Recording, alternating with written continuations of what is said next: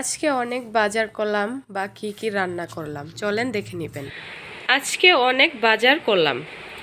আসসালামু আলাইকুম রাহমাতুল্লাহ। কেমন আছেন আমার কলিজার আপুরা? দেশ এবং দেশের বাহির থেকে যারা আমার ভিডিওটা দেখতেছেন সকলকে অসংখ্য ধন্যবাদ।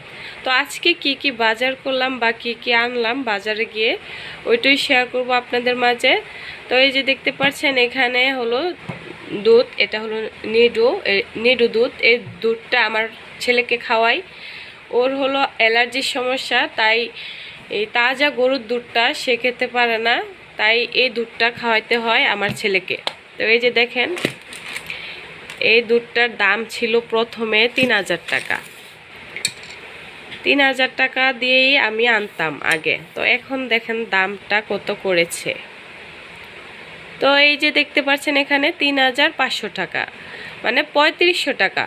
আমি প্রথমে 3000 টাকা দিয়ে আনছি, তারপরে আনছি মানে 3150 টাকা, তারপরে 3200 টাকা, তারপরে 3300 টাকা, মানে এখন দেখেন দাম বাড়তে বাড়তে চলে গেছে একদম 3500 টাকা। এটার আগেরটাও আমি 3400 টাকা দিয়ে আনছি প্রিয় বন্ধুরা। তো এখন দেখেন এটার সাথে মানে ফ্রি দিচ্ছে অন্য আরেকটা জিনিস, তাই হয়তোবা এই দামটা বাড়াইছে। তো এই যে দেখতে পাচ্ছেন 16 পিস মানে 16 প্যাকেট নুডলস, মানে এই নুডলসটা ফ্রি ফ্রি ফ্রি কেমনে আমি বুঝি না প্রিয় বন্ধুরা। মানে এত দামেতে মানে 500 টাকায় দাম বাড়াইলেছে এই দুধটার। তো এটার দাম কত আমি শেয়ার করি আপনাদের মাঝে। তো এই নুডলসটার দাম কত, এই যে দেখেন 345 টাকা এটার দাম। তাহলে কিভাবে দাম বাড়াইছে।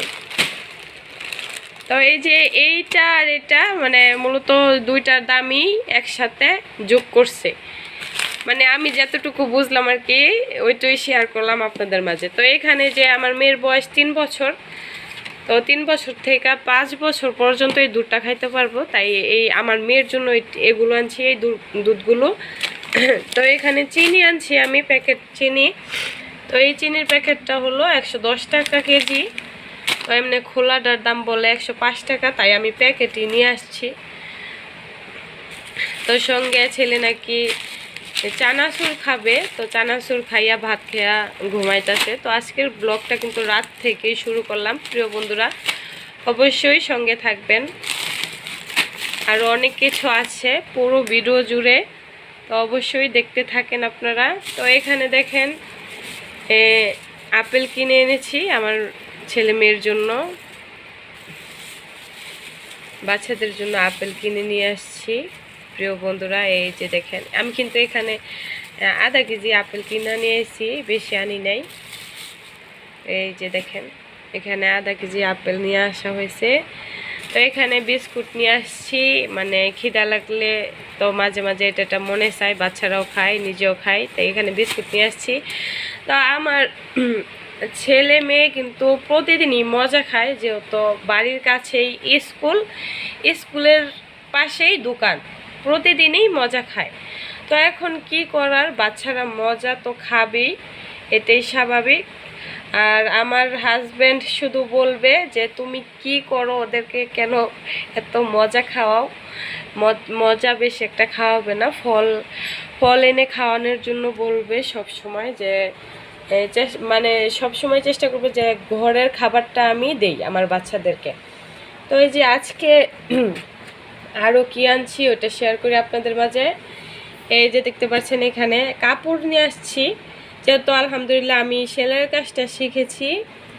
তো এটা দিয়ে আমার মেয়ের জন্য জামা তৈরি করব, যদি গুল জামা হয় তো গুল জামা, আর যদি না হয় তাহলে ফতুয়া বা যেইটাই বানাই না কেন শেয়ার করব আপনাদের মাঝে অবশ্যই।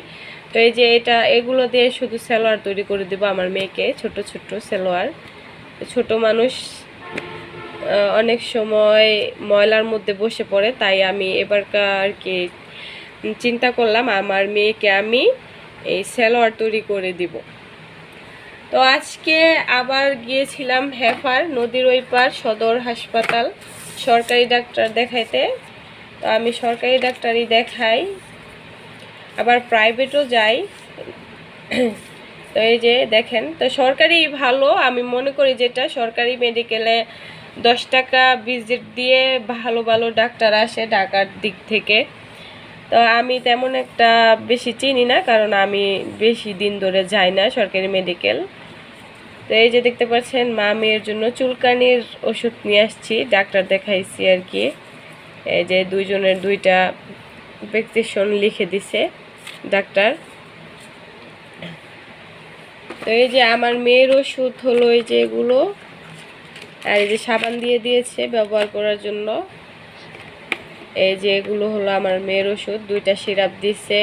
আর এখানে যে মলমটা আমাকেও ব্যবহার করতে বলেছে, আমার মেয়েকেও বলেছে ডাক্তার। তো এই যে দেখতে পাচ্ছেন এগুলো হলো আমার ওষুধ, বলছে খাওয়ার জন্য। এইটা দিছে একবেলা খাওয়ার জন্য, আর এই যে এখানে ওষুধ আছে, এই ওষুধটা 2 বেলা ব্যবহার করার জন্য দিছে। তো আজকে সারাটা দিন এভাবেই কাটলো। তো যেহেতু আজকে রাত থেকেই আর কি ভিডিওটা শুরু করলাম, এই পুরো ভিডিওটাই কিন্তু যা দেখতেছেন বাজারের ভিডিওটা, এটা রাত থেকেই ব্লগটা শুরু করলাম। তো অবশ্যই দেখতে থাকেন, পরবর্তীতে আরও অনেক কিছু আছে। তো এই যে এই দুধটা কিন্তু অনেক দিনই চলে যাবে, এটা নির্ভর মানে কতদিন যাবে এটা আমি বলতে পারি না, এটা একদমই আমার বাচ্চাদের খাওয়ার উপরে আর কি এটা নির্ভর, মানে তারা যতটুকু খায়। তো এই যে দেখেন আলহামদুলিল্লাহ, এটা হলো সব কিছুর মালিক হলো আল্লাহ, রিজিক বরকত দেওয়ার মালিক হলো আল্লাহ। তো কার রিজিক কোন সময় কোন দিক দিয়ে আসে এটা কেউই বলতে পারে না।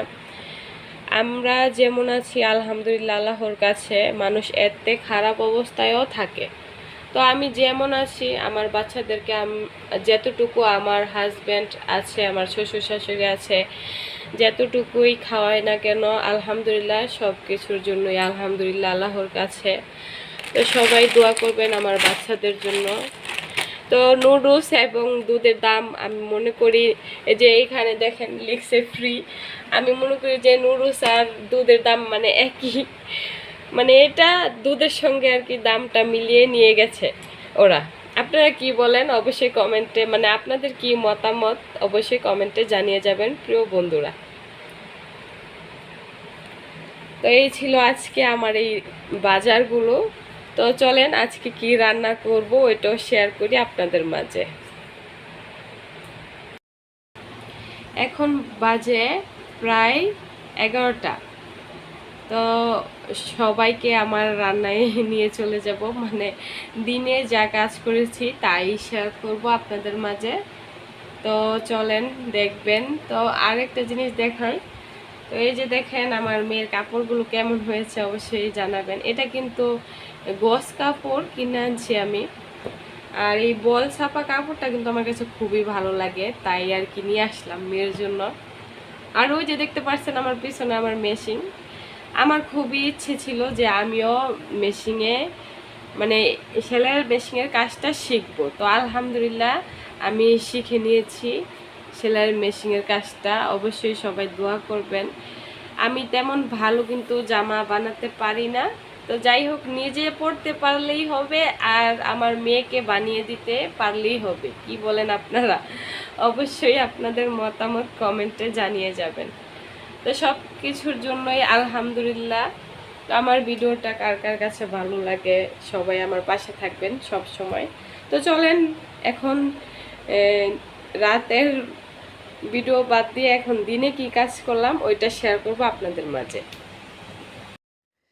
মেয়েকে নিয়ে হাসপাতালে গিয়েছিলাম ব্যক্তিগত কিছু কাজের জন্য। সেখান থেকে আসার সময় কিছু বাজার নিয়ে আসছি, আর এখানে গরুর মাংস কেটে নিয়েছি ছোট ছোট পিস করে। আজকে বিরিয়ানি রান্না করব। তো এই যে দেখতে পাচ্ছেন আমার অল্প কিছু বাজার, কাঁচামরিচের যে দাম, কাঁচামরিচ নিয়ে আসছি, আর টেস্টি সল সঙ্গে শসা নিয়ে আসছি। তো নিয়ে আসার পরে এখন আমি চলে যাব রান্নায়। তো এখানে দেখতে পাচ্ছেন এই বাজারগুলো নিয়ে আসছি, এটা মূলত 100 টাকার বাজার। এখানে 30 টাকার মরিচ, 30 টাকার শসা, আর টেস্টি সল হলো 20 টাকা। তার মানে 60 80 টাকা, মানে 100 টাকা না, সরি 80 টাকার বাজার এখানে। যাই হোক, এখন দেখতে পাচ্ছেন প্রিয় বন্ধুরা, আমি মাংসটা ছোট ছোট করে কেটে নিয়েছি। এখানে কয়টা মরিচ আছে গুনি, 3 5 6 7 8, এটা তো বাদ, 9 10 11 12 13 14 15 16 17 18 19 20 21 22 23 24 25 26 27 28 30 কি 31 32 33 34 না 35 36 37 38 39 40 41। এখানে আমি ভালো করে পরিষ্কার করে মরিচগুলো কেটে দিলাম মাংসের মাঝে, যেহেতু আমি হাত দিয়ে মাখিয়ে মাংসটা বসিয়ে দিব। তো এখানে পরিমাণ মতো পেঁয়াজ কেটে দিলাম। পেঁয়াজ কেটে দেওয়ার পরে এখানে বাকি মশলা দিয়ে দেব। বাকি মশলা বলতে এখানে আমি যেই বিরিয়ানির যে মশলা, এর অর্ধেকটা আমি এখানে মাংসের মাঝে দিব, আর বাকি অর্ধেকটা পোলার চাউলে দিব। তো এখানে অর্ধেকটা দেওয়ার পরে এই যে দেখতে পাচ্ছেন টেস্টি সল্টটাও দিয়ে দিলাম পরিমাণ মতো। প্রিয় বন্ধুরা, আমি যেভাবে রান্না করি তাই শেয়ার করতেছি আপনাদের মাঝে। স্বাদ অনুযায়ী লবণ দিয়ে দিব। দেওয়ার পরে এখানে দেখতে পাচ্ছেন আদা বাটা, রসুন বাটা সব কিছু দিয়ে দিব।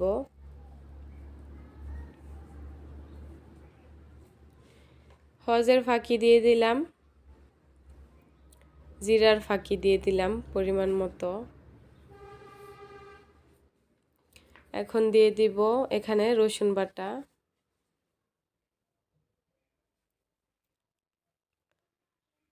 গরুর মাংস সব সময় হাত দিয়ে মাখিয়ে রান্না করলে বেশি মজা হয় বা খেতে ভালো লাগে। এখন পরিমাণ মতো তেল দিয়ে ভালো করে হাত দিয়ে মাখিয়ে নিব। হাত দিয়ে মাখিয়ে নিব, এই যে দেখতেই পাচ্ছেন। এখন সরাসরি চুলায় বসিয়ে দিব, তরকারিটা রান্না হতে থাকে এদিকে। আর এদিকে আমি চালটা ধুয়ে আমি পানিটা ঝরাতে দিয়েছিলাম। তো এই যে দেখেন, ভালো করে 2 বার পানি দিয়ে একদম ভালো করে সিদ্ধ করে নিয়েছি, আর না হলে আমার বাচ্চারা তো খেতে পারবে না। তাই এই যে দেখতে পাচ্ছেন, এদিকে আমি চালটা যে ঝরিয়ে রেখেছিলাম সুন্দরভাবে ঝরঝরা হয়ে গেছে পোলার চালগুলো। তো এখন আমার মাংসটা রান্না একদম পারফেক্টভাবে হয়ে গেছে। এই যে দেখেন, আমি এইভাবে রান্না করি। রান্না করার পরে এখন আমি চলে যাব, পরিমাণ মতো তেল দিয়েছি। তেল দেওয়ার পরে এখানে পেঁয়াজ কুচি দিয়ে ভালো করে ভেজে নিব। ভেজে নেওয়ার পরে এই যে এখানে আমি 1 কেজি পোলার চাল দিয়ে দিলাম। দেওয়ার পরে এখানে আজকের কিন্তু মাংসর পরিমাণটা আমার বেশি ছিল। তো এই যে আপনারা যদি গরুর দুধ থাকে গড়ে দিয়ে দিবেন, আর যদি না থাকে তাহলে আপনারা এই যে ফাউটার দুধ আছে ওইটাও ব্যবহার করতে পারেন। তো আমি দিয়ে দিয়েছিলাম, আর কাঁচামরিচ আস্তা দিয়েছি। তো দেখতেই পাচ্ছেন মাশাআল্লাহ আমার রান্নাটা হয়ে গেছে। তো কেমন হয়েছে আমার রান্না অবশ্যই কমেন্টে জানাবেন প্রিয় বন্ধুরা। পুরো ভিডিওটা ভালো লাগলে অবশ্যই লাইক, কমেন্ট এবং ভিডিওটা শেয়ার করে আমার পাশে থাকবেন। আমার চ্যানেলকে সাবস্ক্রাইব করে দিবেন।